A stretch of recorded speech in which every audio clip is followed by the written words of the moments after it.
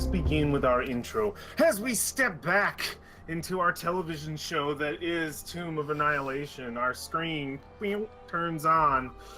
A black screen. Golden letters once again as they burn across the screen, just like last time when last we saw our heroes.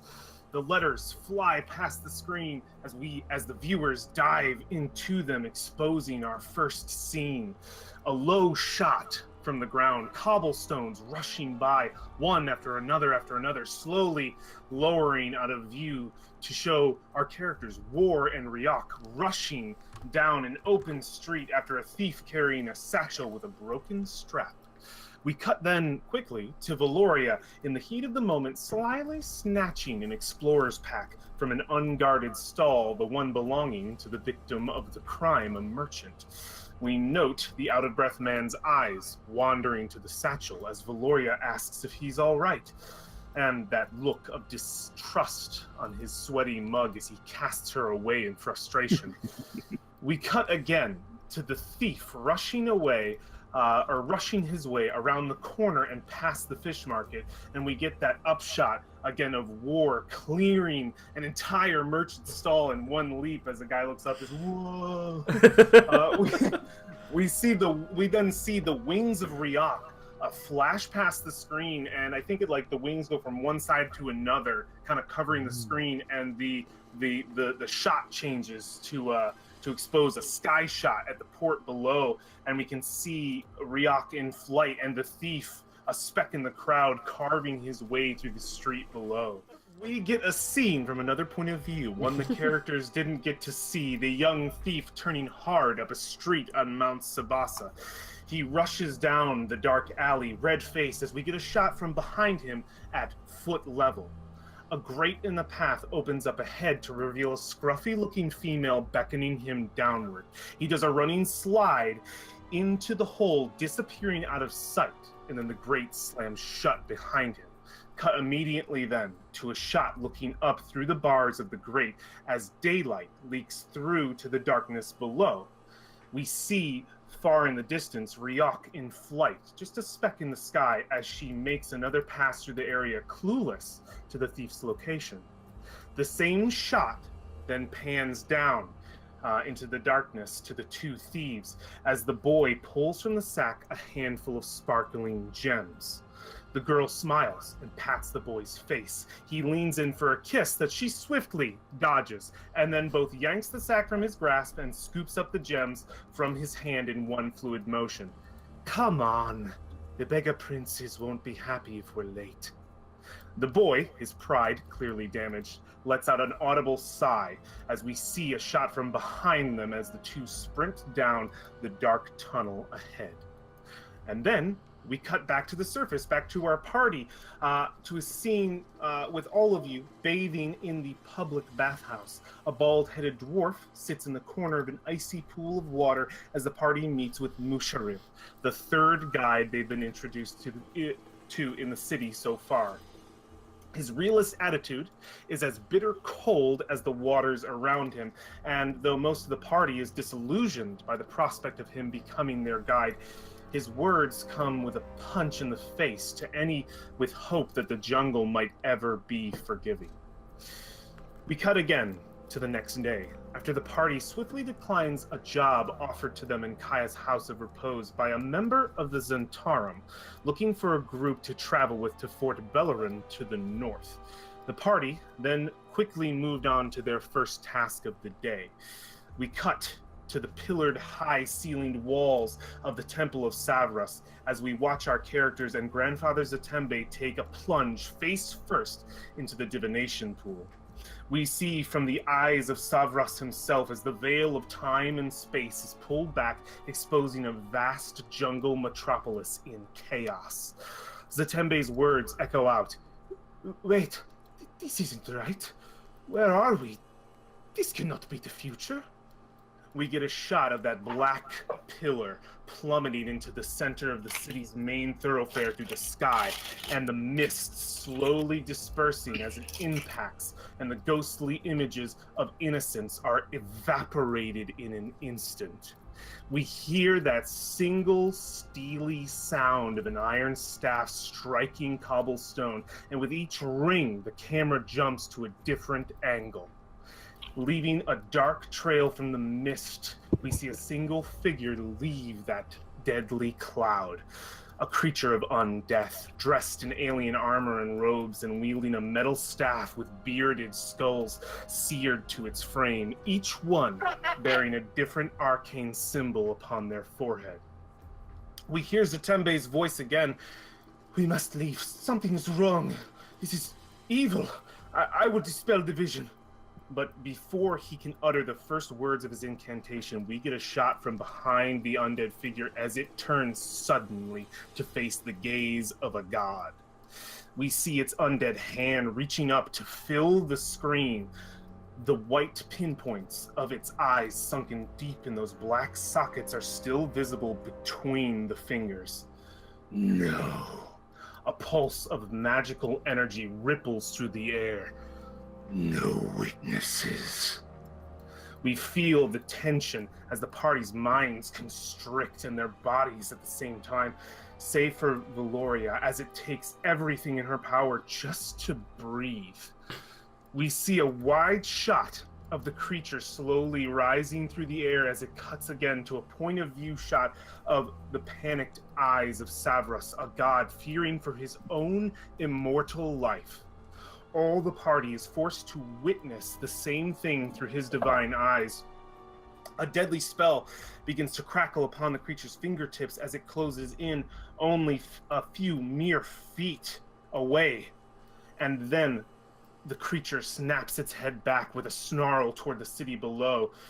Our shot changes to above the damaged buildings of the city as we see pillars of white smoke barreling through the streets and suddenly bursting up as they begin rocketing up toward the creature at different angles, 9 streaks in all, each one colliding like fireballs against the frail living corpse of this undead wizard. As each blast clears, we see a spectral animal take its place. A bear, a snake, a monkey, a snail, each pulling the undead thing back further and further away from you. We watch as it grasps one of the animals by the neck and destroys it with a single spell. Its concentration broken, the party's joint consciousness is released, and Zatembe, in a panic, utters his dispelling words. We see that skeletal grasp reach out one more time through the veil. No! Before, bam. We cut to the party lurching away from the pool, grasping for breath. We get a shot of Asteria's angelic form ignited before the pool and Valoria's hidden smirk at the basin's edge, and the crawling Father Zatembe on the floor covered in his own tears. We cut to Valoria's interrogation of the priest, and then quickly after his dismissal and shunning of the party away from the temple proper. We get that final shot from our last episode again from behind as the party walks away from the temple, and Asteria lights the many candles of the dark hallway with prestidigitation as you go. We see the sheets of rain pouring down outside as a crack of thunder resonates within the high walls of the chamber, and that's where our screen goes dark. And we get our title card for episode 3, Heavy Rain. And here we are. Let me throw you guys over into Port Nyanzaru and let me turn on some rain, because it is definitely raining.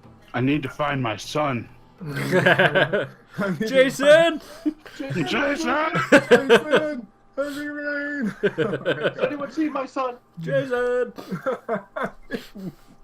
Fucking nerds. All right. Rain outdoors. Is there rain and thunder? Here we go. I don't know if this is high enough. If that's enough. Ooh, just gonna put me to sleep. No. This is good. Yeah. Let's just rain. Okay. See if I can increase it. Nope. It's good.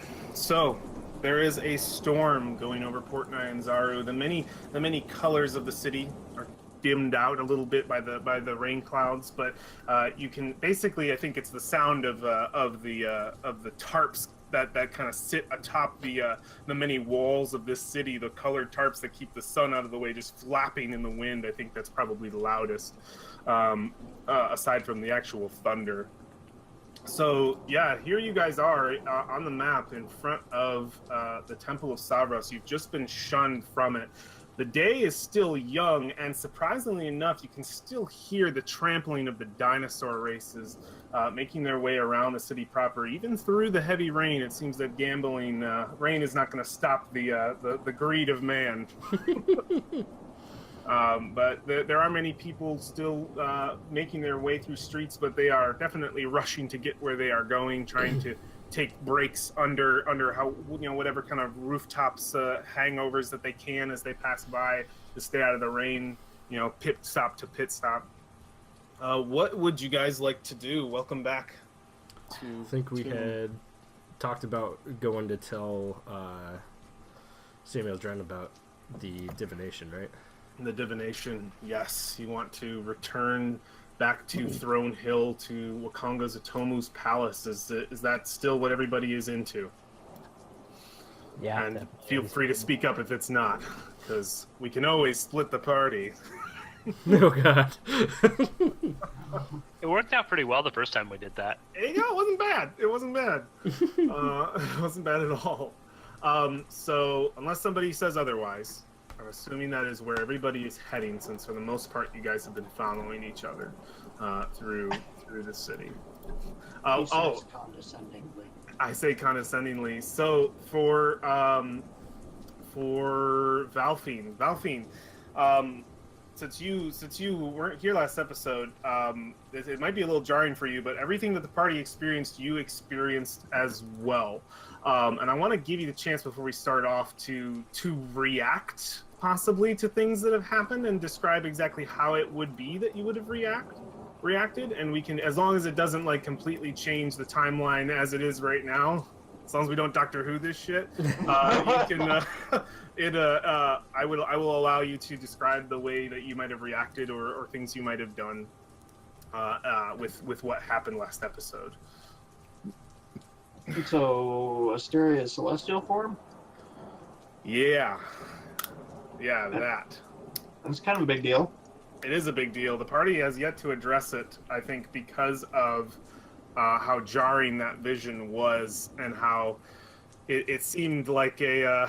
I mean, in the moment, it was. I think it was just one thing stacked onto another. Do you think that Valfine would have confronted her about it or something? At this point, no. I think she probably would have withdrawn, honestly. Not from the party, but she's not going to be as communicative. Okay. Since trust is a little shaken at the moment. Yeah, some quiet for sure. Given how jarring the vision was, and then finding out that roll a wisdom saving throw for me. I want to see how well you did against the constriction spell. Oh, great, awesome. I want to see if you. I also see if you were with the rest of the party. Heyo. Oh man, you were constricted. Oh, phew. Okay.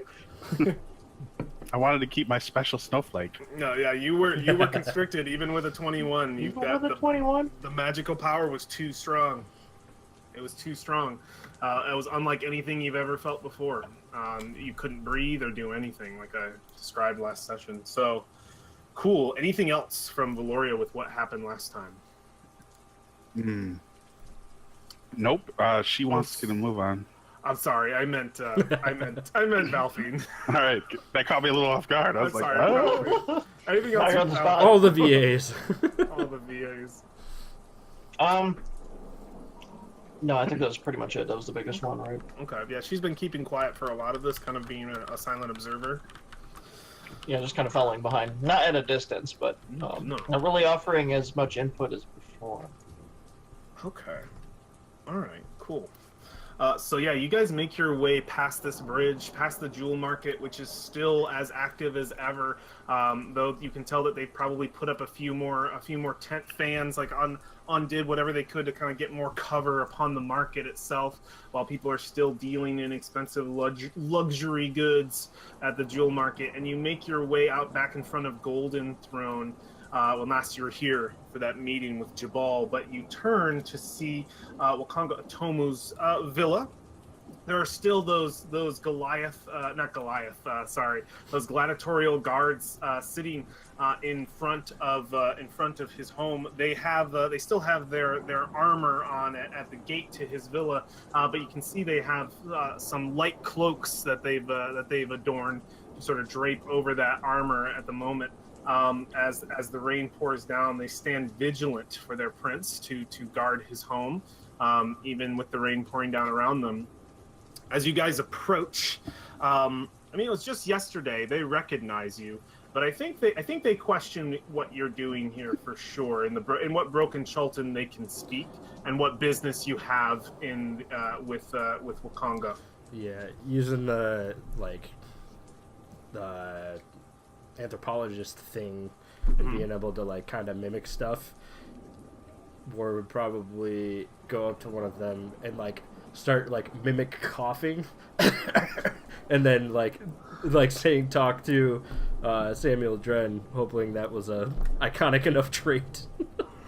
Yeah, I think they look at each other kind of knowingly, a little bit for sure, and they look back to you, and let me roll something real quick in private.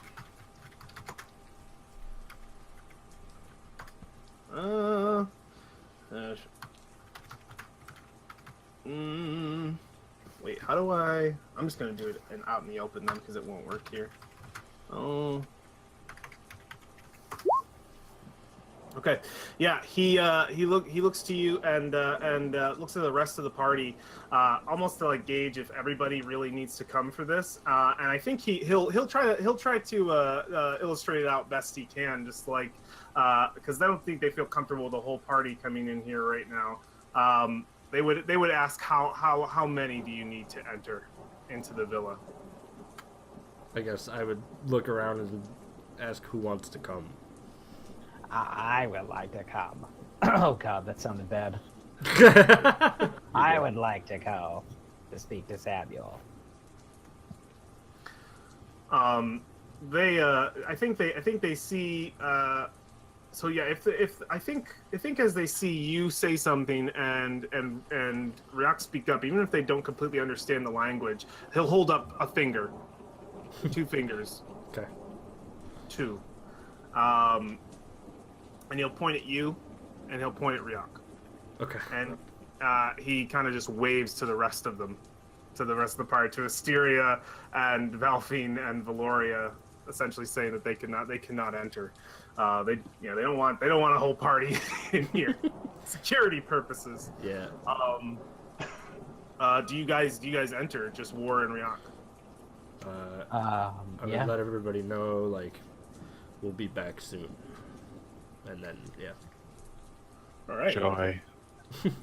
What joy. So as they enter into the villa, the group of you, 3 ladies, the 3 humans of the party, well, some of us are human, the 3 humans of the party, you guys are kind of left out in the rain, but there is some places easily enough for you to get out from under it. It's some overhang of possibly one of the towers of Golden Throne around its border. What would you guys like to do while they're inside? Do you stay here all and wait for them? Are there any conversations that are had, maybe? I think Valoria is going to find a wall opposite the manor so she can watch it, and then lean up against that, whether or not she's covered from the rain. Okay, yeah. You get if you're preferring a better angle, you're definitely more in the rain than you'd like to be. But you've got a good shot, a good view of the villa. You can even see them stepping up those stairs. I'll go through the 3 of you. So that's what Valoria's doing. Valoria's keeping a watch. Asteria, anything that you're doing, conversation or action? Well, Asteria is gonna get out of the rain because books. Oh yeah, yeah. You don't want all your stuff to get wet. So you're just sort of hiding under one of these overhangs. And Valfine, what are you doing? Also gonna get out of the rain because of books. Are there any? Bunch of nerds. Hey, you know what? Parchment doesn't dry very easy when it's all smushed together. Okay. Yeah. No, are there any like wooden crates underneath an overhang I can sit on? Make a perception check for me, real quick. Perception. Okay. Yeah. Going that hard on it, are we? Oh yeah. I'll let this That is decide. nature, not Nature. perception. Well, there are some trees nearby.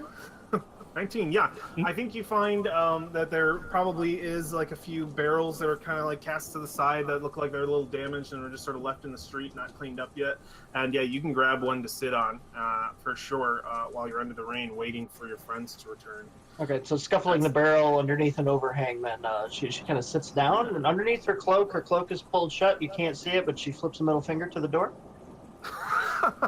Oh, over to the guards. Yeah, no. Toward the guards, yes. Yeah. And she's gonna dig in her bag and pull out a book while she waits, keeping an Okay. eye on the stairs. All right, so no conversation happening between the three ladies. I think it's probably raining too hard to even hear each other, so that might be natural to this, assuming that you three are just going to wait then. So Riak and War, you are led up the steps. You are followed at all times by a gladiatorial guard. Taking you through the same chambers that you passed through before and back up those stairs. But it's weird because you were here before in such a welcoming attitude, and you feel very unwelcome in his area right now. You guys are being hounded for sure by this gladiatorial guard, just kind of like shoving you along, making sure that you're not even given the time to kind of look around, just getting you as fast as he can to the room of your friend Samuel Dren. The door, as you reach up to the door, he goes to open it, and it's like jostled, it's locked, and you can hear on the other side, who's there? And it's just a big bang knock. Oh, jeez, I'm coming! And he just opens the door and looks up. He's like, you fellows are entirely rude, do you? And he looks down to see. Well, not down, yeah, because they're probably even taller. Like, these gladiatorial boys are big. But he looks to see you two behind the hulking figure, and he just looks. He says, "Oh, my friends, Warrior." He says, yes, no, they are fine. You may go." And he kind of like shakes his head and he says, "Well, what are you going to just stand here?" And it just kind of like shakes his head, yes. And he just, Fine. In the common room at least, let's have some privacy. And he says, "Come into my chamber, please." And yeah, you guys can enter in. And you see that right now he has what looks to be his writing desk haphazardly set up. It definitely doesn't fit the decor of the room. You can tell he probably asked Wakonga if he could have a writing desk in here, and it was pulled from another room into this one. And it's just big and lopsided and kind of in the center of the room and doesn't fit, and you got to kind of like waddle around it. And he's got a bunch of like papers and books on here. He says, so I imagine that your first day in Port Nine Sorrows quite interesting. It's quite a storm we have here. It's actually quite peaceful. Oh, don't mind the papers. I've been researching Timora and her, divine wisdom and all. I just trying to figure things out. How are you? Samuel, we've just come from the Temple of Savras. The Temple of Savros. Oh yes, I have never had the fortune of going there. I always leave my fate up to good luck. Timora's blessing with me. But how was it? What's his name? Isn't it something with a Z? Some curmudgeon. Talmud, yes. Oh, yes. Yeah, yes. Hey, I remember when he was just a younger gentleman, but yeah. Anyway, I don't think we're going to be welcome back. he says, "What did you do?" Did you get yourselves in trouble? Like, what are the rest of you? No, Not to the no, dinosaur pits, right? No, nothing like that. The the guards wouldn't let us come bring all of us in. This is oh, yes. Wakonga's not in. They get very touchy when he's not here. He's out and about. I'm not sure what he's doing, but yes. Apologies for that. The rest are outside. This weather, really, Yes. Yes. not very hospitable. We should tell you, though, we paid to have a divination as a group. Yes, you did. You did. What? Did it work? I've always been quite skeptical. It worked very well. It did. Did Why we were find the location of the soulmonger? Not It's- necessarily the location, but we've I think seen we- something that... we Go ahead. no go ahead. We've seen something that may be the soulmonger. It's See? big. Ryok folds his way. It's big. Just wait one moment. No, don't say a word. Don't say a word more. And he starts bringing some papers over, and he gets a like his quill, and he goes to dip it in the ink, and he like goes out, and it's just dry, and he just blast it, and he throws it across the room, and he goes over to get like a new ink bottle, uncorks it, some of it spills over a little bit, and he sets it on the table, dips the pen. All right, what did you see? I looked to War. It was like an obelisk, right? An obelisk. Yes, that was part of it. A stone. Oh yeah. What was it made of? It was a stone made of stone. Well, we didn't have time to really look. It's fine. Keep going. There was a city sunken into the cliffs. He says, There were cliffs surrounding the entire city. It looked like to be sunken into the ground. write it down. He says, a sunken city. Yes. What did it look like? Was it something from anything familiar? Ryok, you're no time in Chult. Does this remind you of anything? No. The only one who would ever know that is my teacher. She is old. Teach. Oh yes. From where is it you're from again? I'm sorry. I sometimes when you get on your rants, I don't listen entirely. Where are you from? It's Kier. I can't get the name. It's Kier Sabal. You know the name. Here's Sabal. And I think he just says, he says, you told me Tails a teacher, very smart, intelligent academic, right? Or something along that. Anyway, the Sunken City. Yes. Ooh. It looked... Understand also that we have... we were told this was a vision of the past, not of the future. Of the past. Yes. Isn't he a god of telling literally the future? Yes. That's interesting. You sure you weren't duped or anything? Poisoned or something? You know, I'm certain. you have not been had. The vision that we saw included buildings larger than Port Nyanzaru. Continue describing this. There were people all around, including many of my kind. The people were running from something, which we saw. Running. There was an attack on this city by some sort of undead caster whose power was great enough to sense us and affect us from the past. Wait. Are you sure you were seeing a vision? It was. Yes, Yes. but he knew it was a vision. This isn't adding up, though. What do you mean it saw you? He saw us. It Even turned. though it was a vision, he turned to us. It's not possible. Spoke to us You're- and Priyak- cast spells through the vision. He was trying to hurt.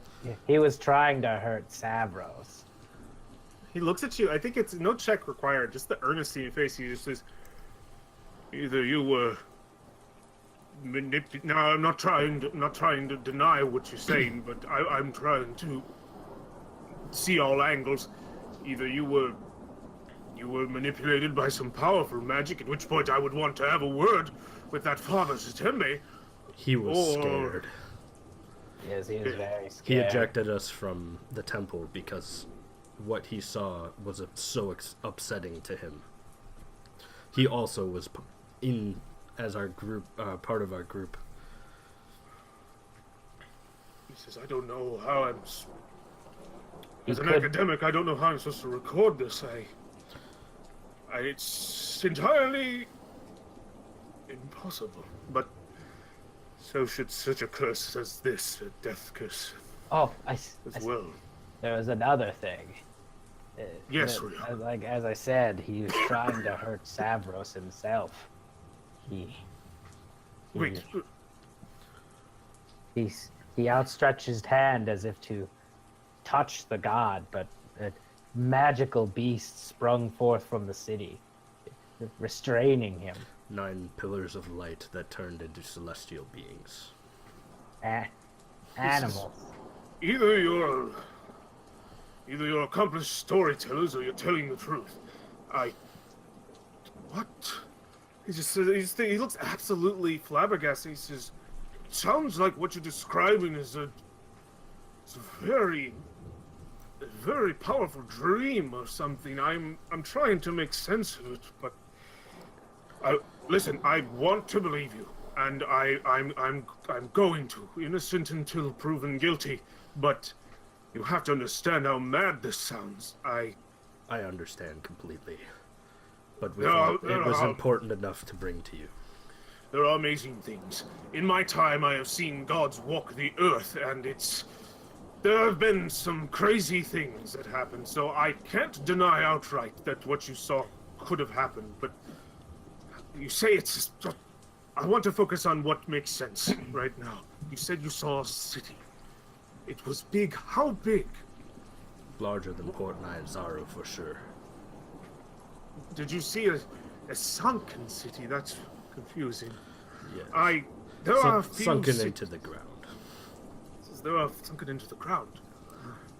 There are a few cities I know of in Port Nyanzaru. My knowledge is very little, but they are utterly abandoned and destroyed. I know of... Since this is the past, it may very well be a destroyed city. Yes.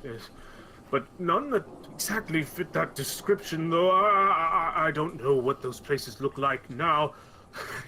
I've never traveled out into the jungle, but there are some who have. I'm sure you've been meeting them anyway. There's Mesro. It used to be the capital of Chult, but back before the spell plague, hundreds of years ago, 300 at least, when Mistros, god of magic, was killed, and the world had gone cast into chaos. It was destroyed during the destruction and is left a ruin. The only other city I know of is quite the opposite of one that is sunken, though I never heard of Mesro being sunken in the earth either. But there's another city named Mbala. It sits at the top of I think a plateau of sorts, but it is also too destroyed, abandoned, and I know that they're both to the south, but other than that, my history on Chultan lore is limited. I unfortunately have just started, really, scratching the surface of this place.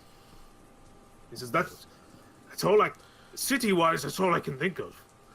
He says, but you know who, I mean, there are people who have traveled far out into the jungle within this city, ones who might be able to offer you much more information than my own. I imagine you had some luck acquiring a guide from Jabal. We did. Yes, good. I imagine that you have picked somebody that you've, and he looks to Ryok, that you've entrusted Timora to decide, yes? Yes, well, our group is having issues deciding on 2 of them. And he says, I wish I had more time to teach you the practice of your religion, Ryak. You are quite new to it in many ways. He says, here, and he pulls out a coin, a single copper His eyes piece. widen. And he's like, hold out your hand, and he puts this coin in your hand, and he says, this is a token of Tamora. He says, if you need to make a decision, you flip the coin and let destiny decide. I got a coin right He puts it in his mouth. And he says, Tamora's luck will guide you, my friend. And he says, just be very careful, though. Be very careful. You never know when the lady of the other one might get involved. We don't speak her name. And it says, you keep this coin, and if ever you have trouble, just flip it. I'll treasure it forever. Flip it. He puts it in. When you have some trouble, you must flip it. Help me. Help me, coin. Can't make a decision, you must flip it. I'm gonna throw. Listen, at the end, I'm calling it right now. At the end, when we encounter that lich, I'm gonna throw it at him. Take this, you bastard! Oh my god. How's that for fate? Hey, man, dick! It's like the fucking Jack Sparrow bullet at the end of the Yeah. All right. So yeah, he gives you that coin and he says, your vision is very interesting, though I'm not sure how much I can pull from it. You saw a city, and if you have that vision in your head, you can describe it in detail. You would waste your words on me to do any further. As I said before, I've only heard of these places, never been, nor do I know the lore.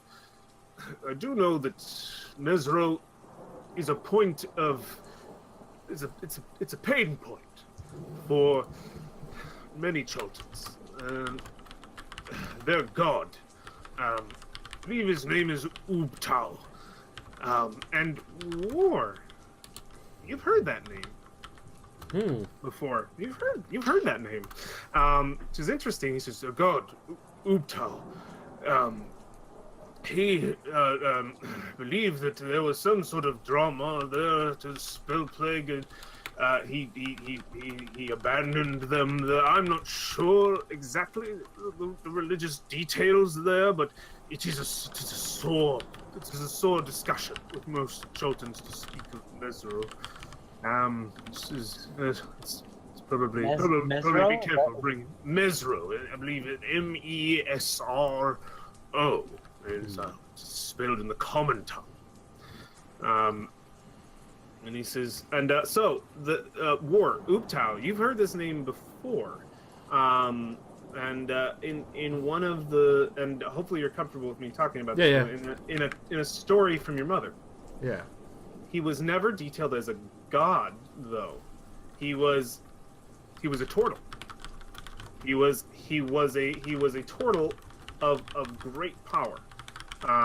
He had achieved many great deeds, and I think one lesson being the greatest is that his symbol or whatever that he carried around with him was this talisman with a maze on it, and the maze itself was to represent how we all must walk through our maze in life, and that if we cut corners, they will end in dead ends, and that his sort of philosophy and like the point of the story that your mother was telling you about Ubtao, this ancient turtle, was that you have to let the path, you have to have patience and let the path come to you, and see it to its entirety, and then you will see truth. And it was essentially a lesson of patience. Don't rush yourself. Mm-hmm. And that's where you heard it, but never detailed as a god. This is interesting to you, for sure. But Samuel Dren explains he has little left to offer you. Is there anything else you want to talk to him about? Yeah, I ask him. Does he know of any scholars or historians who might know anything more about these cities? Thinks, and he says, scholars or historians. Fortunately, I don't think the city boasts too many. Not by name. You could search for them. My contacts are limited. You might inquire this with Wukonga or someone who lives here. He says, he says that could be a good place to go, but yes, I imagine that they might be able to tell you of history, though I will say it's very difficult to get a good history book of Chult. Most of them are pre-spell plague, very old. They stopped writing after that. Would Prince Wakongo have one? A history book of Chult? Well, I've scoured his library quite thoroughly, and no, I don't think he is one who holds it. The history of Chultans is, like I said before, it's a sore point. If you wonder why Port Nyanzaru is the only surviving civilization, it's not because they prospered. I can tell you that. They've had a hard time, been pillaged by many different countries. They've burned a lot of the history that the country that ruled the empire that ruled it before, they burned most of those books, destroyed any trace of them that they could. So there's a lot of lost lore, unfortunately. There were two more things I wanted to mention. Yes. The obelisk that Riok spoke of. And Yes. just so I know my player knowledge wise, that was floating in the air, right? Yeah, it was floating in the air. Yeah. That was floating in the air. And he says, again, that dream is, I'm sorry, that vision is strange. I don't know what that means. Yeah. And he says, it could, if you were granted a vision of the Soulmonger, that could very well be it. And that could be what we're looking for, but until we get further evidence, I don't know if it's anything conclusive. Yes. I don't know if it would be that the being itself, or maybe his staff as an artifact. It could be any of them. But the last thing that I wanted to mention, shit, now I don't remember what it actually was. He looks out the window to the rain. He says, they're out there still in the rain. I feel terribly bad keeping you for too long. Yeah. Shit. I had two things and I forget what one of them was. You can always send me a message through Sending Stone when you remember, if you wish. Can that be used multiple times? He says, you can send small messages, yes, as long as you are brief on the details. I should receive them within 24 hours. Oh. Here's what it was. Good. The being was saying no witnesses at the end of our vision. So the fact that he was trying to reach through and destroy us was interesting to see this scene. I have to visit this Temple of Savros. It may be dangerous to know any of this in the first place. Dangerous. If this being still exists. Oh, if the thing in the vision. Well, I imagine if you saw the past, and if you saw it far back enough to see a city based in Chult that wasn't destroyed, whatever it is, has been long destroyed by now. That would have been 300 years ago at least. And he says, I don't know. He said it was undead. He says it's too much to process. You'll have to give me time before I come up with anything else that's conclusive. I have to change my research. And he says, but I am quite impressed, honestly. You are already showing your worth. Timora was right in having me choose you.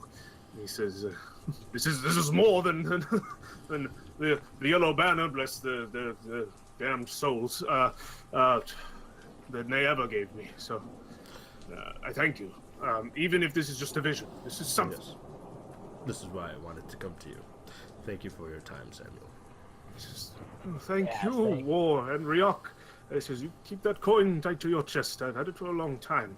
Thank you. It was given to me by a very good friend of mine. You remember I spoke of Natasha to you before. It's old stories. And he said, don't mind the blood on the coin, though. It's caked on there. And he says... There's a good chance there's some terrible things with that coin. My lucky coin from... Keep it close, though. Keep it close. So yeah, you guys leave the. You are escorted quite briskly by this gladiatorial guard out back into the rain, down those wet steps. Maybe slipping a couple times, but just because of how fast you're being rushed. But there's he doesn't stop. You get all the way shoved out, and I think you guys, the rest of you, Valoria, Asteria, and Valfine, I believe Valoria, well soaked at this point. Maybe. Oh, no. After the first 3 minutes, she became so incredibly bored that she started shooting rays of frost up into the air so that it would be snowing around her. just to see how much snow she could pile up before people got out, so she would just be covered in winter, displaying her mood. Was there anything? So was there anything that Asteria and Valfine did while that was going on? Because they were in there for a while. I think she's gonna pretend. She pretended to flip through books while kind of eyeballing Asteria from across the way. She's not right next to her or anything, but she's kind of making sure to keep her in vision.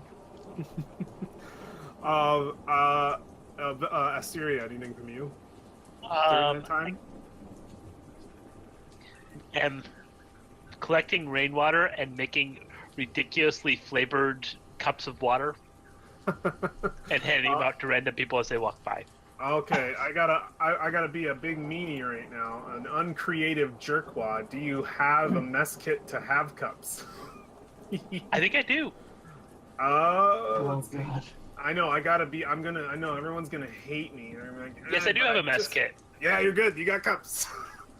Yeah. Anytime you come up with something that you think you have, I'm gonna make sure you actually have it. So raise your hand out. Yes, I would like to eat some food. Are you sure you can eat that food? Are you sure? Are you sure you can breathe? Are you wielding a one-handed weapon? Because you can do it as a bonus action with your other hand. All right. I'm sorry. Alright. Do you have a butt to pick with? So, One-handed yeah, weapon, apple. I think a couple times, Valoria, as you're shooting up in the sky during the time that they were in there, like you got a couple passerbys in the rain who probably looked up, seeing, like, hearing the spell being cast more than anything, because I think it makes that sort of icy, and they kind of like quickly rushed past you, like, oh God, I don't want any of that, no magic use. A couple guards go by, pause, realize you're not doing. I think they give you like looks. Realize you're not doing anything to hurt anybody with the spell. They just kind of give you a look and then keep going. Just like, and I think like maybe you stop and like look around while they're doing that. I wonder if do I attract any kids who are like, snow? I've never seen snow. We're in the Throne Hill. Make a performance check. Uh-oh. Oh. Oh, this window, why is it so small? Okay. Performance. Hey-o. Hey, yeah, I think you do. I think you do, and like I think you get a couple of kids who like get a. I think it's more because I don't know if any get to you per se, but I think there's like kids being kind of like carried along by their parents, and they just go oh, and they like try to stop them. Like a couple times you'll get a parent that has to stop entirely, just like oh okay, watch the magician do her magic, and it's just you're like shooting them, and they're like come on, let's go, and it's just like yeah, you get some kids who are just kind of like really definitely interested in watching magic being performed in the streets, which isn't uncommon to Port Nyanzaru. What you might be doing could even be unique. I don't know if other people have cast cold spells to cause something as rare as snow to happen in Port Nyanzaru. So I think you definitely get some looks, for sure. I think seeing the kids happy is probably the most joy that she has felt since coming here. So that's a little therapeutic. So I thought when she first got here, she was happy. She was, but you know, kind of evil lich murder vision kind of changed that Put a a little damper bit. on it. Oh, I'm sorry. Yeah, it is raining. The joy of this place is being sucked away. There is no fun anymore. It died along with that persona. So he did die. So you see Ryak and Moore get shoved out into the streets. What do you guys say? You can interact with each other. We've told Samuel of our vision. He mentioned a few places, but nothing really to help us gauge where to go. Yes, I got a coin, but nothing else. Riveting. Did we learn anything helpful? There was an old capital of Chult that may be a large city, but it was not sunken as we had seen. I prestidigitation, make myself completely dry. Yes. All right. That one actually do dry? I can't remember. Yeah, you can soil or clean or unsoil clothes. I'll look it up again. Because I know Ed is probably doing that right now. What are we doing? I'm about to make you cold. Let me see. Like, if you have the spell on your spell sheet, you can click it and it'll display everything. It's not specific, but you can soil and unsoil clothes. So soil clothes would be, yeah. Because you can also warm it, and you can do multiple of these effects. You can spell multiple times, 3. I think you can warm and unsoil. So yeah, you're good. Yeah. I'll let that happen. Damn right you will. Yeah, that happens. That happens. I always have to recheck prestidigitation. It's one of those ones with a lot of abilities. All right. Yeah. So, what should we do next? my thoughts exactly. Are we Perhaps prepared to maybe go? Are we prepared to go? Is everybody ready? We should go. we might need supplies. Go where? Do you not have supplies? Do you? Yes. I don't think I pull on the strap of my recently acquired goods. While you were chasing that thief, I prepared myself for the journey. Oh. Has Prepared. anyone else prepared? I don't think we've prepared for the jungle, but Well, I hear it has fun, and it has games, so we should probably prepare. there are dinosaur races happening. That's fun and games. Yes, we should prepare and then leave. All in favor of preparing and leaving? We should Serious procure towards our the guide. prepare and leaving concept too, once we get a guide. Oh, I thought we already had a guide. No, we haven't decided on one yet. I don't Still think. deciding between. Oh, yes, you haven't willed yourselves into making a decision. Well, I already know the one we're going with, but that's fine. All of you can make that choice, I suppose. Are we done yet? Are we going? Wow. We should go. You seem to be a little more urgent than usual. Well, apparently we're witnesses, so sitting around in the middle of a street in the rain doesn't sound too fantastic. I would rather get going. That's true. But going out into the jungle, ill-prepared, could kill us before Which we is- even leave the gate. Which is why we go prepare right now. See, this is perfect. It's a win-win. Sounds like a good plan. I agree. We should get our supplies and then find our guide. Guide first. They will know what supplies to bring. That Smart. being said, which guide are we picking? The right one. Which guide do you want? I've already made up my mind. You're the one who needs to make that decision. I'm partial to Eku. I am also partial to Eku. His eyes, Ryok's eyes narrow when you say Echo. I am not sure of that one. Listeria suggests that Ryok flip his coin to see what his god thinks. There you go. That is true. Oh, we don't know he has the coin, though. No, he came out and said it. Like, Oh, right. He said, I have a coin now. All right. Yeah, I'll flip it. If it's heads, I say Echo. If tails, no. You better have a coin. Roll I 1d2. roll 1d2. Yeah, so I know what it is. Aw. Sorry. It's a prop. I know, it's a good prop. You It's a should- good prop. Still flip the coin and then hit enter. Roll. Slash roll 1d2. Yeah. Roll 1d2. You need to decide which one's heads and which one's tails before you. Okay, let me re-roll again. All right, which one's heads? The one Aku if it's not the salad. Salad bar. That's the classic coin Okay, situation. I guess we're going with Aku. The coin is spoken. See? Nice job. React nibbles on the coin. Just that blood taste. Tastes coppery. Well, it looks like fate has weighed in on our decision. Eku it is. Let's go talk to Eku. All right. You guys, unless anybody protests, you guys make your way through the rain, through the merchants' ward, back out into the harbor ward, past the Grand Souk and the warehouse and the dry dock alike.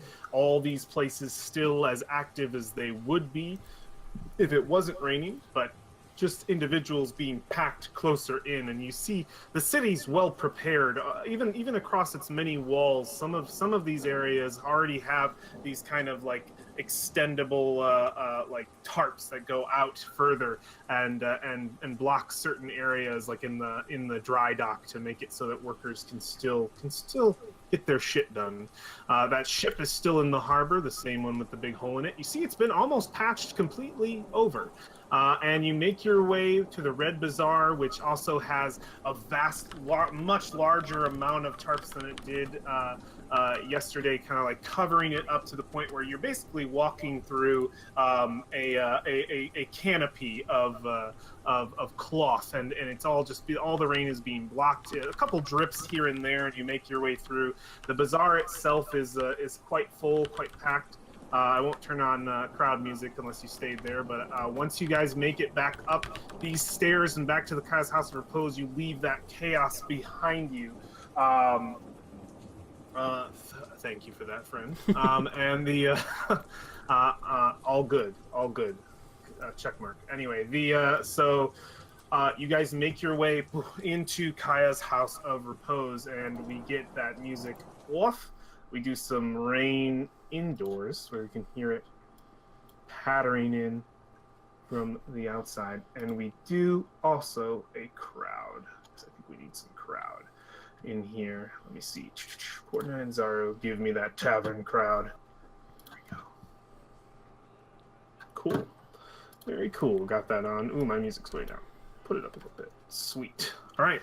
So that rain is pattering still hard outside in the multi-tiered building as you walk in and up to that reception desk. And the receptionist, a astute-looking elven woman, holds a quill pen. And she looks as though she was talking to probably somebody else about some food order or something. She looked like she was quite busy. There are quite a few people in Kai's House of Repose right now. Because it's raining so hard, people are just going in where they can go in and just to stay out of the rain more than anything. So she turns and looks and she says, almost not even recognizing you. You guys were just in here the other day. You can tell she's had fucking busy, and she was like, how many in your party? We're here to meet someone. Here to meet someone. So you're not in the dining room. You're going into the common room. Yes. Stage room. Yes. And she was like, okay. And she looks down the list, and she's like, that will be a silver piece for each. How many in the party? There's 5 of us. He says, that'll be 5 silver. To enter the common room? And to enter the Kaya's House of Repose right now, yes. You guys had your first day free in Kaya's House of Repose. So I will remind you that Kaya's House of Repose is a very upscale joint.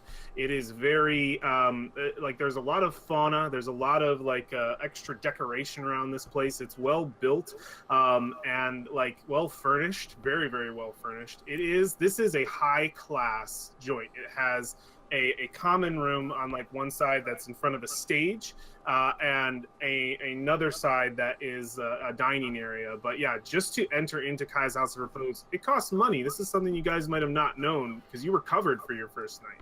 But yeah, she looks to you almost unrecognizing of that most of you are even here, probably a busy ass day, and requests 5 silver pieces. Maybe we should have called ahead and met them at the door. What's a call? I just hand her a coin and continue into a common room to go find Aku. All right, you drop a silver piece, minus it from your character sheet, and you move into the room. Does anybody else go in? You don't all have to. Don't see any reason why we need to send 5 people to deliver a message.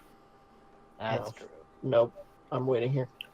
She'll say that she's like, entertainment is at 3 o'clock if you're looking to stay, and she's just sort of letting you know sort of some of the common room bits, like why basically things that are going to be happening in it.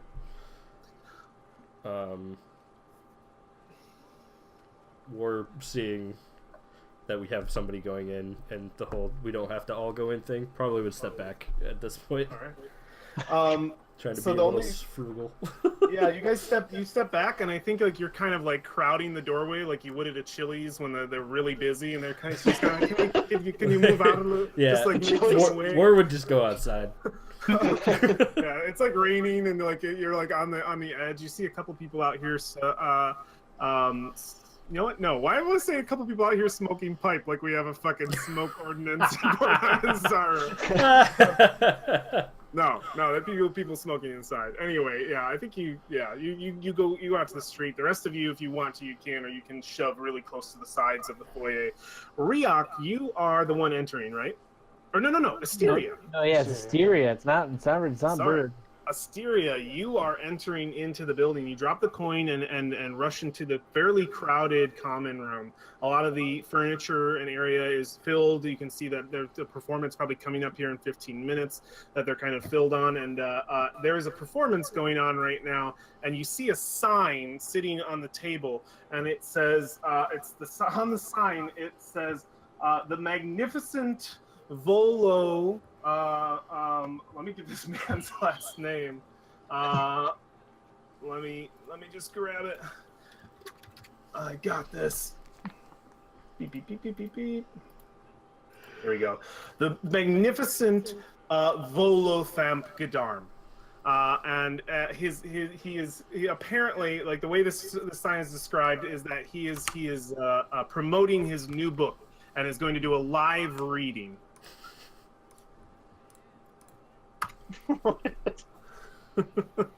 And Is there a table with his books on it? Up on the table, up on the yeah, I think there is. I think there is. There is a. I think you see two individuals who look like probably hired muscle, but like they look a little more like they don't look like they're wearing like armor or anything. They look like just two people who are kind of like staying there. They're wearing these big poofy hats, and you can see there's an illustration of this Volo gentleman, which I can show you now, so you can see a picture of him. There's an illustration of him like at the that's painted like that. I think they have like set up right next to the curtain, and it looks like this. And you see these other individuals wear similar hats to that of Volo, and they also have those same kind of poofy things, but they look like they probably have a darker skin, and they're just sort of staying there. And on the stage is a table with the books, and they're all kind of lined up. And I think you could make a perception check. I want to see because it's hard to get up here. See if you can spot the title. Yeah, Volo's Guide to Monsters. I might have to buy a copy of Volo's Guide to Monsters. Yeah, you totally could.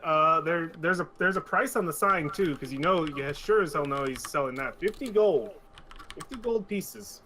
That is expensive. Oh, sorry, 49 gold and 99 silver and 99 copper. 49, 95. Alright, I probably shouldn't buy that because that's a lot of gold. Yeah. But remember that later. All right. Alright, I guess I look around for Aku. Yeah, you're searching around this tap room, looking for where she is. It's quite packed. You're shoving by a few people. You probably have to get a little close, and people are kind of moving by. You see they're moving drinks from the dining room into this room, and people. There's a lot of traffic going on, and you don't see her anywhere. And you know that there's like multiple balconies to this room too, so there's just like a lot to look for. Go ahead and make an investigation check for me. 22 investigation. All right. With 22 investigation, yeah, I think you spot her quite quickly, and you can tell at the same time she almost spots you. She's making her way down a spiral staircase. She's got that cane in hand, and she looks like she's ready to leave Kaya's house of repose. You might have just caught her on the way out, but she has like a backpack on and stuff, and a staff and everything. And she steps her way down the stairs and sees you, Asteria, at the same time that you see her, and you just see a smile across her face. And she makes her way down the steps and kind of cuts through the crowd. A couple people possibly saying goodbye to her, giving her like some embraces. Like she seems pretty popular, and just like quick passing by, like, oh, see you later kind of thing. And she approaches you. What do you say? She's just smiling. She gets close. I tell her that Aziraphale gave a very good review of her, and we would like to hire her as our guide. She looks and she says, Aziraphale. That's a good name. And she says, a friend of yours. Good friend. Good. She says, well, I'm glad you made a good choice here, since I was just leaving. But if you would like me to be your guide, by all means, darling, I would love to. And she says, in a way, I thought it would end like this. And she says, no, go. Your friends are waiting outside, yes? Yes. I had to, like, force myself not to buy a book. Yeah. And... Oh, are you like looking? Oh, yeah. You're looking over, and she says, "Oh, those are quite expensive." She says, "That Volothamp. I saw his reading the other day. Quite full of himself. I'd be careful what kind of books you buy from certain people. An ego can get in the way of logic and truth." And she says, "Come. Let us find the rest of them." And I would like you to make a quick insight check. As you guys exit. All right, great. Yeah, you just caught her. You caught her just in time. I'm not sure where she was going, but yeah, she follows you out, and yeah, you guys are met by, and I'll pop her her stuff back up here so you guys can see the handout. Iku. Looking just like this. She makes her way out of the house of Kaya's house of repose and sees you all, and she says, "I am honored that you chose me through the rain." And I think, I think as you guys are well, are you all? You're in the foyer, aren't you? Mm-hmm. I think as you guys are in the foyer, I think she kind of I think she'll kind of usher you guys outside, like, oh, let's not block the way anymore. I'm here, basically. And as you enter back out into the rain, there is a calm spot in the rain, it would seem. Just a light drizzle, basically, as you make your way out. The heavy sheets have for the most part stopped, and it's just this very light little drizzle. Enough to be able to hear you speak. Conveniently enough, as Iku steps out of the building, it gets this way, and she looks and she says, "Yes, I am very happy you decided to go with me. You are willing to pay the fee, yes? Before I take any other actions, I want to get it out of the way. Sometimes nasty business gold can be." And she says, I need 30 days up front, as I said before, and 5 days for every day after that first month. Or 5 gold for every day after that first month. So that would be 150 gold to start. And we can begin. It's 30 apiece? It would be 30 apiece, yep. So everybody would have to minus 30 gold from their pocket and give it to her. Yep. How about we pay at the gate when we're preparing to leave? She says, So she smiles a little bit, and she goes, I can't tell if this is an act of gaining trust, or if you're trying to swindle me. I believe in first impressions being quite important. I'm going to take this as an act of trust. Sure. You may pay me at the gate before we leave. In the meantime, I will help you to the best of my ability. Now, she looks you guys up and down and she says, not to pick or anything, but you don't look as prepared as you should be. First of all, and she takes her staff and starts poking at your side a little bit, Valfine. Like not so much poking, but kind of like a little slap at your side. Yeah, you hear the coin jingle, and she says, "That's going to weigh you down." And she looks and she says, "You should convert all of your loose change to a larger coinage at the Temple of Joaquin." Says, "Best if you turn it into platinum or even gold, or even just leave it in the Hall of Gold in the Temple of Joaquin." And she points up past this huge fucking wall, and she says, "Past this wall is Mount Sabasa. At its top is the Hall of Gold. If we go there, you can deposit your loose change, and I promise you, they will keep it safe. Unfortunately, for a minor fee, but it's something you will barely notice. I guarantee it will save you. If you trip and fall because raptors are chasing us because you wanted to keep your change on you, I think you will regret it." Delphine wrinkles her nose and smacks the staff away. And she's like, "That's of course just a suggestion. And if you want to survive the jungle, I do strongly suggest that you listen to my suggestions." And she looks and she says, "Well, first of all, we can get that gold shrunk down real well.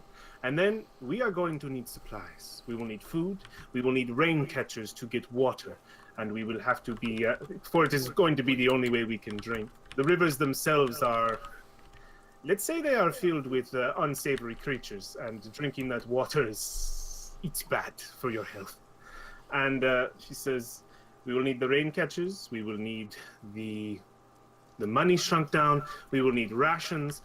We will need to acquire any goods that we need. So I think the Hall of Gold is the last place we will go after you've spent your money. Whatever loose change you have left, we can lock it safely in there. And the last and not least, we will definitely need insect repellent, either in the form of incense or a salve. The bugs, they carry many diseases, and it would be very unfortunate if one of you were to cut those out in the jungle. Your life could be at stake if you were to get, for say, the shivering fever. It would be bad." And she says, "Other than that, looking up and down, you seem to have the traveling clothes for it. None of you are wearing armor that is too heavy. Ryok, are you still carrying your medium armor?" I am. He's got it in my bag. She says, "I hope you plan on selling that." And she's do. like, "And I also strongly suggest, unless you are feeling the private type, to let me look over your goods. I can tell you what you will need and what you won't. Whether you want to keep it here in a safe place or sell it does not matter to me. But traveling light in the jungle is a very smart move. Keeping what is important is going to be what keeps you alive." And she says, "So, and she looks at the map real quick while I remember the name. To the Grand Souk, then. I believe they are open." I'm kidding, they're always open. And she just sort of starts off. I follow her. I follow her as well. I follow her first. Yeah, you guys get right behind her. Yeah. She leads you guys right to the Grand Souk, all the way through with a gracious amount of speed. And yeah, I think you can, like, people definitely don't get in her way so much. She has probably a presence, but it's more of a sign of respect than like, oh, it's just kind of like, "Oh, Iku, get out of her way. I mean, she's got a place to go. She's got a new team. Everybody get out of her way," kind of thing. And yeah, she says, "I know the good merchants, by the way, as well as we get in here." Says, "Most of the time you go alone. I'm glad you didn't. You would have been ripped off terribly. I can get you market prices that you're used to in Baldur's Gate. They would have skewed you up at least 3 times the price had you gone by yourselves. And it's just smart decisions, smart decisions. And yeah, let's turn on some music. We got the rain indoors, and we have some heavy crowd for sure in Point 9. In here, it's gonna be super heavy. What time of day is it currently? Right now, you're looking at midday. We're hitting. Oh wait, same day? Yeah, I think we're hitting. Jeez, I would say. It's getting late. It's getting late. It's past that. It's past like a dinner time. I think. I think as you pass through the Red Bazaar, you see once again those slabs of dinosaur meat being discarded that didn't get sold in the day. Because this has been a pretty long day. You guys started pretty early. So yeah, it's getting late. She's taking you to the Grand Souk though, which it won't be quite as crowded, but I think it still would. I'm not sure we did actually that much today. We just went to the temple. The conversation with Samuel, and then straight to her.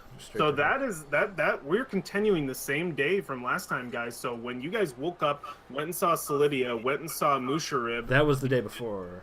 No, we didn't sleep, guys. No, we didn't sleep. Last episode cut at the end of you exiting Temple of Sabros. No. Yeah, right, but that was the first thing on day 3. Right, I'm sorry. It's all okay. good. All right, yeah, we're looking at. I missed it. Keeping track of everything. That's what we're here for. Thank you, friends. Thank you. It is midday. Those slabs of meat, those slabs of dinosaur meat, stay in the Red Bazaar. they don't move. And you guys make your way into the Grand Souk. It's your first time jumping in here. I think I have a full description from the book about the Grand Souk that would probably be interesting to throw up here. Beep, beep, beep. Where is my stuff? There it is. 4, 5, 6.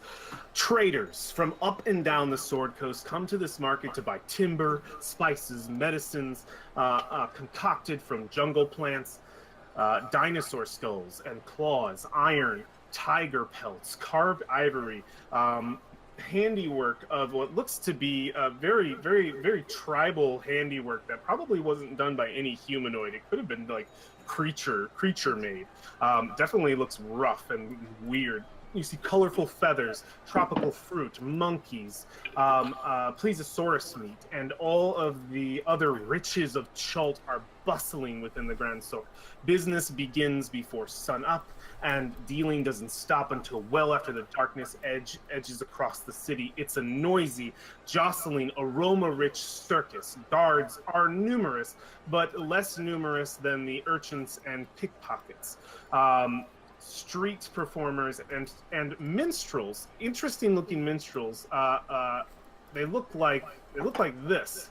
You see this feline race that you may have spotted once or twice before, performing on the sides of the streets. I think I showed this. I might have shown this the first time, but you see a tabaxi, which is a cat-like race that is well heard of throughout the realms, but is quite rare. But yeah, you street performers and tabaxi minstrels add to the cacophony of this large tent, and colorful awnings protect the market from sun and rain, but also trap in all those heats and smells. That's our description right out the module. So you guys enter this massive tent, and it is just packed as far as the eye can see. People are moving at all times. You're always having to get past somebody. It is just full. Within this place, anything is available for you to purchase, and this is the point where I start throwing up some charts.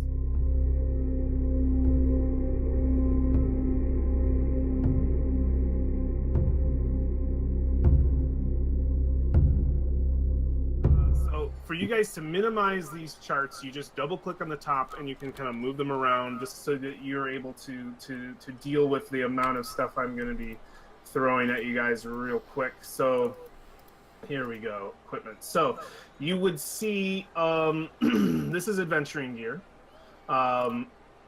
This is armor. These are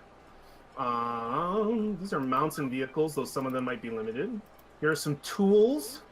Here are basic trade goods. Here are weapons.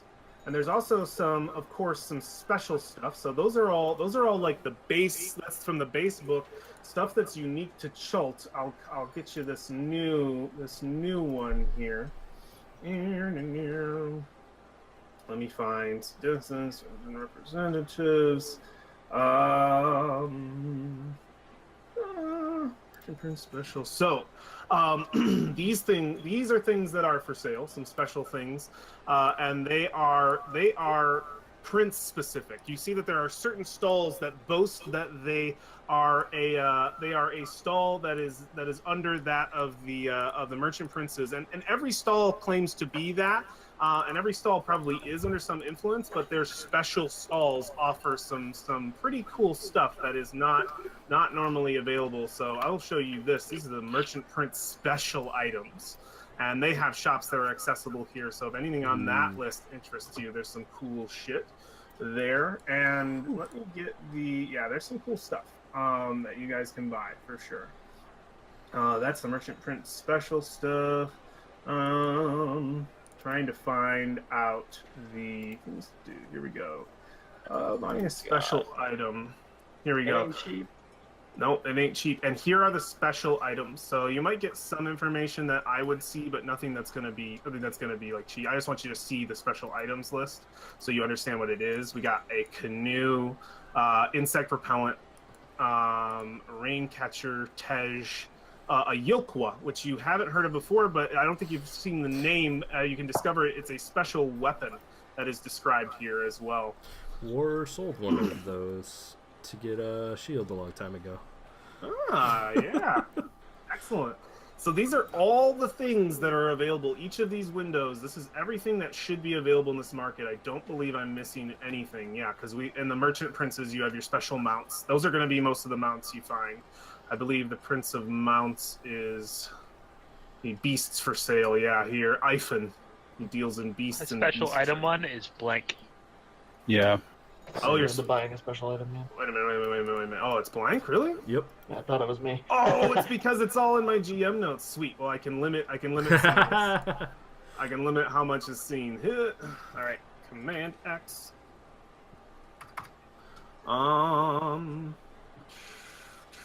So, yeah, because I don't want you to see some of that cool stuff.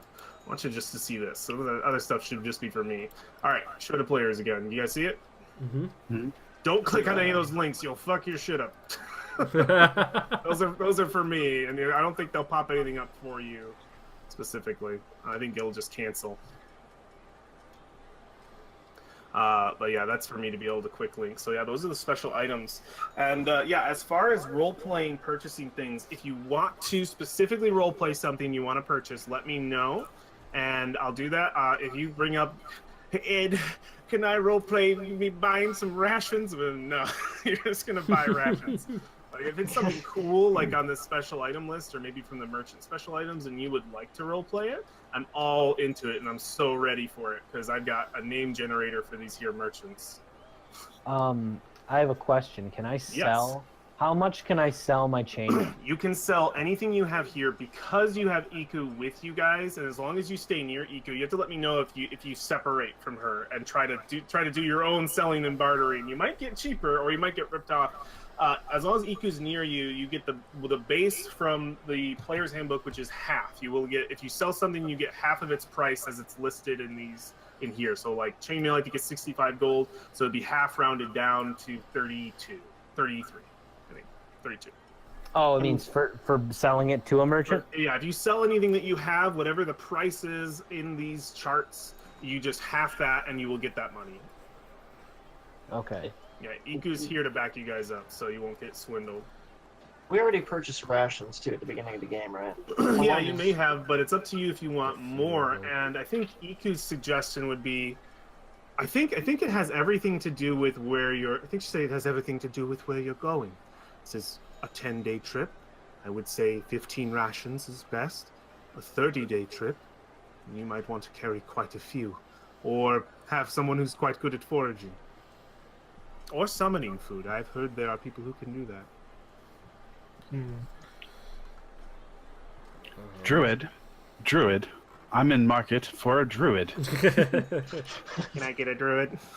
So another I thing need that some is on good here, berries. you guys can hirelings should be on here. I think. Yeah, So it was 2 gold a Yep. day for skilled. you can. You absolutely God. can. If you want to hire some people, you could if you wanted. They are available. There's literally a merchant prince who deals in cell swords. I think it Yep, is Jabal. that is Yep, Jabal. Yep. Time to tip the action economy in our side. I only need them for 2 days. Before They're they get expendable. dead. Feed them to the dinosaurs. Listen, they pay for themselves. You pay them 2 silver per day. When they die, you get all of their gear, and you can just sell the gear. It makes up.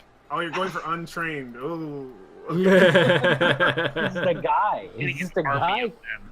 And army telling of them that he's untrained. going like a day.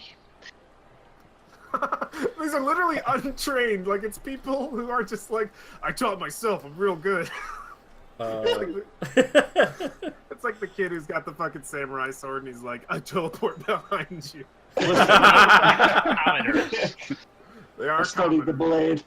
essentially. Yeah. If you go, yeah. Well, if you want to know statistics, untrained, I'd give you a commoner with a weapon that can do damage. Skilled, I'd give you a guard, a So base guard. Eku offered to like look over our stuff and tell us what we need Yeah. and don't need. Tell you what you need and don't need. Do you start doing that here? You Yeah. can do it. She's totally into it. Yeah. And you notice that, like, yeah, you don't have to deal with too many pickpockets either. Iku's got a pretty good rep. As far as what you're getting out of this, when you do pay her, it's worth the coin. Or if you do pay her, it's worth the coin. You are not being disturbed, and it is because of her. It's noticeable. I think when you go up to like merchants, they're like, hello, welcome to Iku, welcome to my shop. Just like, they just instantly like, oh, fine.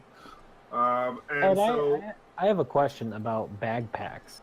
Yeah. It says here that they can hold 30 pounds of weight. they can, but they are still on you, and you have to imagine the backpack is kind of like. So this is the thing that is noted. It's not done in most. It is not done in most D&D. Most D&D, they assume whatever you have in there you can hold. No.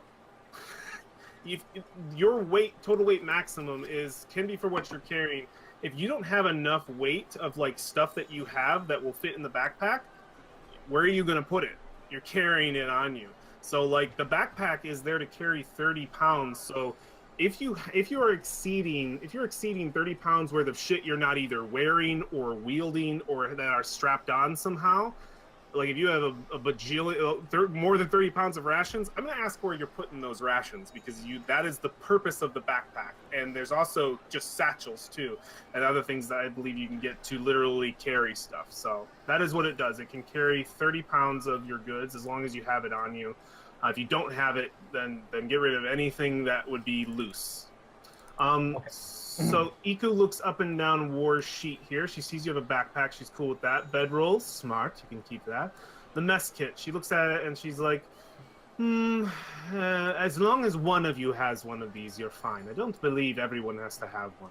And she's like, best to travel light unless you are afraid of germs of your companions.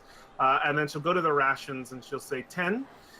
Better make it 15 if as a base if we're going out on a shorter expedition. Yeah. We'll see if we need more.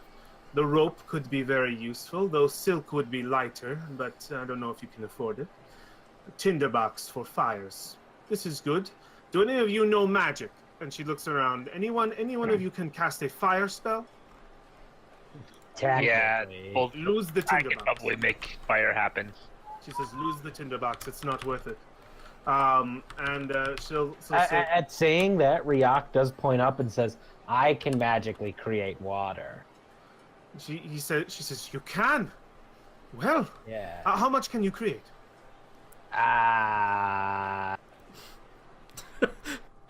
Just cast it in the middle of the frickin' I can't. No, I can't. I have to prepare it. Yeah. Well, let me show it for everyone else to see. I It says can. purify food and drink. Oh gosh darn it! Uh-oh. I don't. No, think I have it. I have it. Yeah. So that one is pretty nice because That one it's a is nice. ritual. Yeah. Okay, create or 10 destroy gallons. water. 10 gallons. She says, 10 gallons. Forget the rain catchers. We won't need them. And as long as he stays alive, maybe somebody brings one rain catcher. just I'm in buying a case. rain catcher. Ah. Yeah, she'll look further down. A water skin. I would say this is smart. Probably keep this. Diary. And she says, "Hey, book. It's probably fine.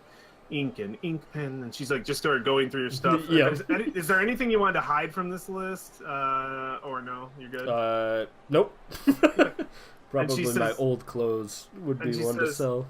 I think she will look at this and she'll be like, "You don't need any of this," and she's like pulling it out. Sell this away. And she'll large tooth necklace, and I think she's like all this stuff is in your shell basically, right? Like backpack for some of it, and then some of the things are just in the shell. Are and you've shoved been in the pulling shell. them out. Yeah. She's like, oh yeah, she's the necklace, and she's like, "This looks like something very special. Definitely keep that with you. Mhm. Always good to have some form of morale in the jungle. The battle axe, oh sharp. Well, you're going to need that." And she says, and this is javelins. I don't know if we'll ever be at too far a range. Up to you. You could keep them if you wish. And she'll look and she says, "Oh, this is heavy." And she looks at the shield and she says, "You use this?" This is my primary form of combat. And she says, "Okay, all right. You look pretty good here." And she says, as far as your smaller things," and she's looking around because bedroll 7, mess kit 1, rations 2 pounds, so 7, 8, 9, 10. I want to see if everything fits. 11. I don't think your torches are scaled right. No, your torches are probably not not. scaled right. I think pull torches in from the compendium because those torches should weigh a So I ton. had 10 of them. I make a comment that you probably only need a couple of those. Yeah, she will. I think because I was about to say, she will say, she will mention that you don't need that many torches, like maybe 3, maybe 5. Yeah, definitely delete the previous torch and throw some As I new ones tap in. one of his torches and make it a torch, kind of. Yeah. And I do you light it on fire? No, I light it with light. Oh, you light it with light. Yeah, and actually, it does offer some light because it's quite dark. The storm clouds and the tent. So yeah, I think other than that, she goes down and you're good. She would definitely suggest dumping the tinderbox, dumping those torches, and the mess kit. She doesn't think everyone needs one, but it's up to you. I don't think you are exceeding the 30 pounds that your backpack can hold, so I think you're good. Excellent. All right. Does anybody else have any questions or need her to look over your pack? And you don't have to have her. That's up to you. Yeah, well, I guess have her look over my stuff. I don't want to, maybe not necessarily role play, but Do you remember where Traveler's Oh, there it is. Never mind, I'm good. You got it. All right. She looked down. She says, "Oh, this will be good. Light crossbow, not bad." She says, "You have arrows for this? Good. And she's not really touching anything. She's kind of pointing at it. She might pick something up a little bit with one hand to get the heft and feel what she thinks. She says, "This spear. You use this?" yes. She says, "And these are your..." And she looks and she says, "A dagger. Always good to have that as a backup, just in case you lose these. These are good. A backpack, standard, mess kit. You heard what I told him. You might not need one, but if you want one, you can share. These are easy to share." She says, "Hempen rope, silk would be lighter, but it's expensive. 10 rations. I would get a few more, darling. You don't want to starve." And she says, "At least 5 more." And yeah, and she yeah, oh. No. Actually, your guys' rations are. Oh, never mind. I apologize. Your torches were just fine war. I'm looking at the wrong thing. The weight symbol here is what it weighs for one of them. Yeah. Oh, yeah. So I was looking at the wrong thing. She'll look at your holy symbol and just smile and just say, "Good to see somebody with some faith. That's always nice to see." And she'll look at the water skin. She'll be like, "Necessary. Traveler's clothes. Good." Says, "Shield. You use this?" Yes. She says, "All right." And she'll look at the studded leather armor. Now, is that medium or light? That is light. All right, she'll look at this and she says, This will do. Offering you some protection and not going to make you sweat too much. Good, good. I highly suggest that both you, War, everybody here should get insect repellent. If you don't, you're going to be regretting it. I was planning on getting a couple gourds of that. Yeah, so insect repellent stuff is, it doesn't weigh anything. You have to type it in. It's not in the compendium, unfortunately. Some of these won't be. How much does a ration cost? A ration, it's right. I gave the Give me no, I'm sorry. Give me a bigger. Yeah, she goes through the your pack and she's like, I believe you're good to go. I would just make sure that you have some insect repellent. And other than that, she'll go, does anybody else want me to look over their pack, or are they confident that they will survive the jungle without my advice? God. You can look over mine, but I'm just getting rid of stuff. And she's like, well, how about you show me your pack when you are ready? When you have everything that you think you'll need. That way I won't have to keep repeating myself. And she says, anybody else? Or you can continue shopping. I mean, it's fine. Well, Valthine kind of groans at the whole guilt trip thing, but holds her pack out. She's a bit guilt trippy, and I think you get that. I think you get the sense that that's an often trait of her, as you are selling things at a regular market price and buying things at a regular market price, and you can see each of these merchants that she introduced you to for different things just kind of like audible sigh, like, oh, it's her. Like, she probably gets a lot of things done through guilt trip. What's up? A ration costs 5 silver pieces? Yeah, that's what it says. Wow. It says 2. Oh, nope, 5. Nope, I was looking at the wrong number. Yeah. So she's going to purchase some goods that I want to put on her character sheet and remember that I have. Well, she already has them, actually. I forgot. As War was done, like, rifling through all the pack and everything, he's actually going to kind of sneakily try to hand her the gold that we would be paying up front. Yeah, okay, make a sleight of hand check with advantage because it's really filled. I just want to see if you get this past character's eyes. I'm going to deal with passive perception because I don't think anybody's looking for this. All right, 18. I don't think, does anybody have 18 passive perception? I'm going to say no. It's right under your skills. It's right under your skills. I don't think anybody has that. If you look at your skills list on your character sheet, it's right below that. So Wait, how much did you roll? 18? You rolled 18. Okay, I got 16. You missed me by 2. You almost saw you. Yeah, you passed the goal. Hands it off and gives her a nod. And now she takes it and she just says, "Thank you," and just kind of gives you a look of admiration at that. And yeah, excellent. There are still others that she would like to review, and again, you can decline. But I know people are still buying and selling. I want to make sure everybody gets the stuff they want. I don't want to rush anybody. While you're doing that, I'm going to make sure I have her goods marked, because I have to keep track of that. I need to keep her goods. No, I think Valthine will reluctantly offer up her stuff, but she's going to kind of sneak a couple books underneath her cloak. Okay, a couple books go unseen. I think she waits for you to like situate yourself. She's like, take your time, darling. And yes. And I put my insect repellent as dosage, not as gourds. Okay. So that'd be 40, but it's just 2 gourds. Sounds good. All right, so it will be, that is Josh. Let's look at Valfine's character sheet. All right, let's see what you have. She says, rapier, nice. Short bow and a quiver.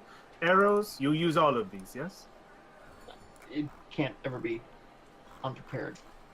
Of course, but there is such a thing as being too over-prepared, and that can kill you. So go down to his backpack, and whoa, this is heavy. Crowbar. Do you need this? Maybe to get into tight spaces? Says, I don't know how many tight spaces the jungle are going to have. This is something more for an urban setting, but if you wish to keep it, you can. I highly suggest you don't, but up to you. A hammer, too. Oh, you are ready. You stuff a lot in here. You got a lot of things. And she's like, all right, the hammer, the piton. I'm not sure you will need any of these, but I could be wrong. I'm just going off my experience. I have never seen anyone need a crowbar. The hammer and piton, maybe, if you wish to set up a hammock of sorts, you would have to purchase one. I don't think you have one in here. Maybe you do. She looks his torches. 10 of them? I don't know if you need 10, darling. I would put that down to about 3. Tinderbox, I don't believe that is needed unless you expect those who can cast fire to lose themselves in the jungle. Rations, 10. I would buy a few more if I were you. The water skin is good. Hempen rope would be better if it was silk. I am repeating myself often, but this can be the case. Leather armor, good. 2 daggers. You are armed. And she says, okay. And then I think she'll go near the thieves' tools pack, and she says, this is useful. Don't lose this. And she says, and then she'll look at the common clothes. She says, oh, your old clothes. Yes, get rid of these. Sell these immediately. Ink bottle, quill, small knife or letter. These are fine.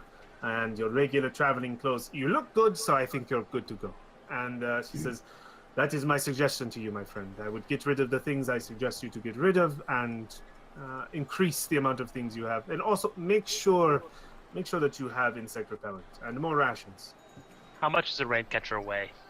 The rain catcher weight, does it not put a weight on it?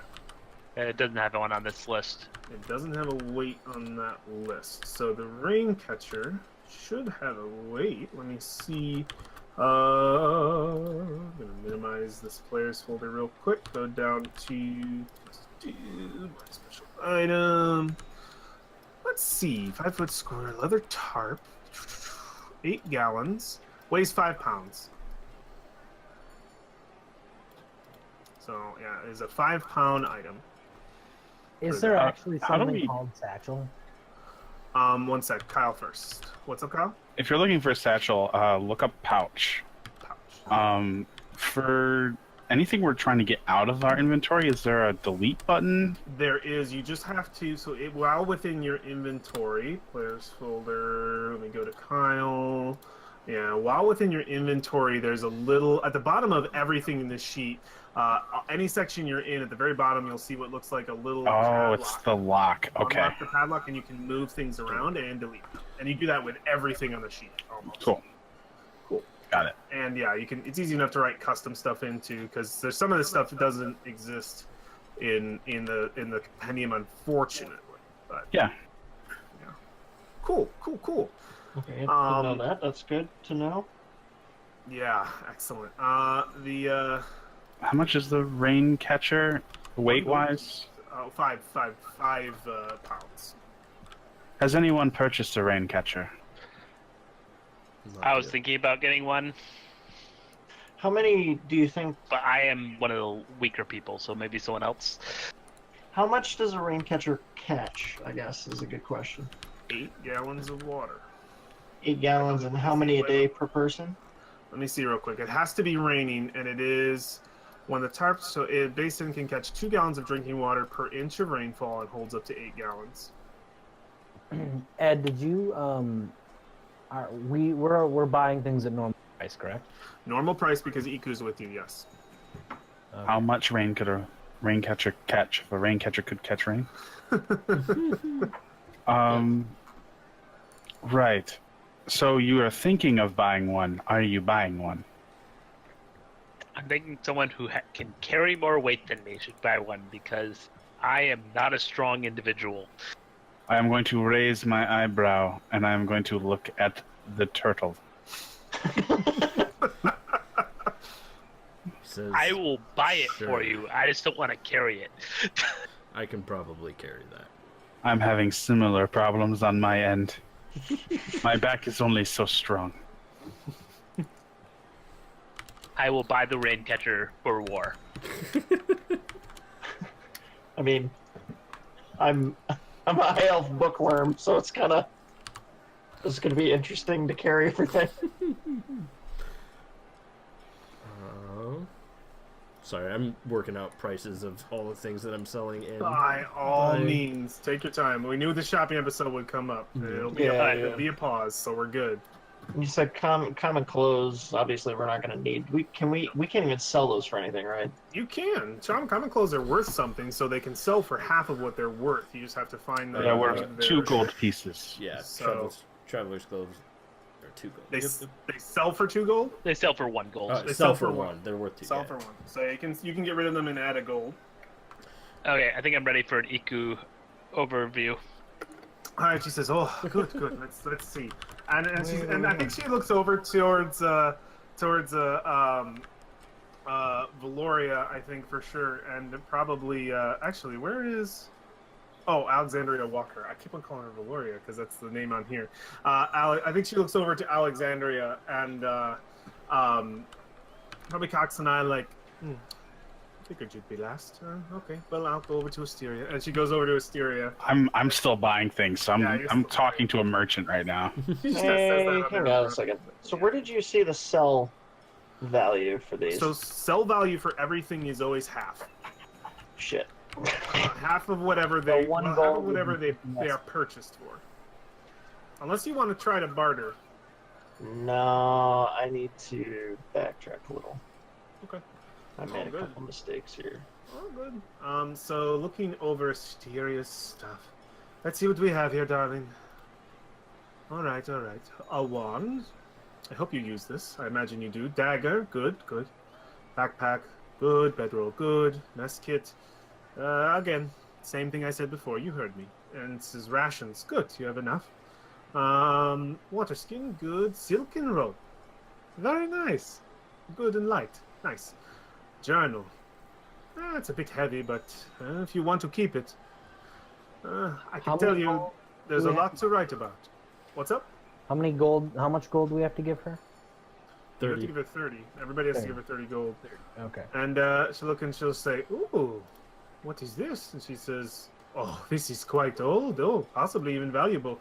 Looking at your races and culture of Chult book, and she'll say, 3 spell plague, as I thought. Sorry, not to pry. Here you go. She hands it back to you.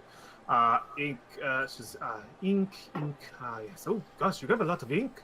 Oh, okay. She keeps it there. She says, they don't weigh much. She says, parchment. Oh, yeah, of course.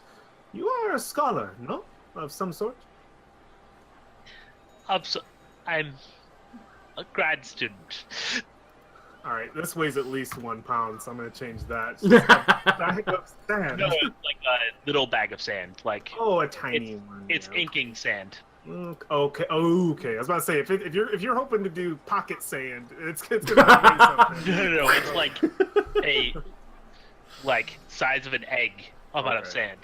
And she's like, of course you're going to keep your book pouch. If you're keeping your books, you got some map scroll cases, belt pouch, nice. Photographer's tools. These are good. These are good to keep indeed. Excellent. I keep mine right up here. She points at her head.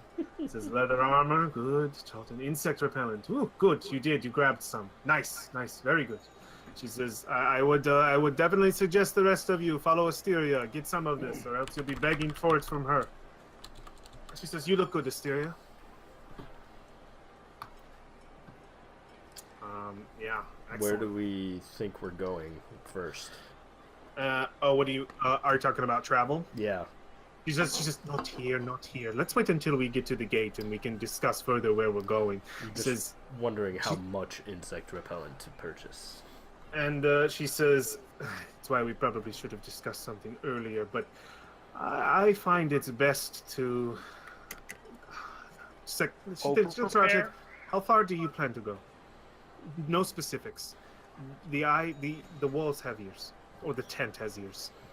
We have no clue where our end destination is, but we have a few potential destinations in mind at first.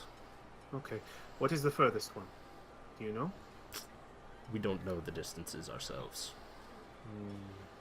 She says, I am reluctant to have you speak of where we're going here. There are people who will follow us, try to kill us. If they know where we're going. You never know where these people are, but they are everywhere. And she says, it's always best to be cautious. Never speak of where you're going when you go out in the jungle. Many people will try to pick your corpses sooner rather than later. Good to know. She says, I would grab however many you feel. Above 15 is a smart idea. If we are out in the jungle and we run low, there is always foraging, and some of you seem as though you might be keen or skilled at least in doing that. bit. Says the jungle can provide as much as it can take away, no matter what other people say.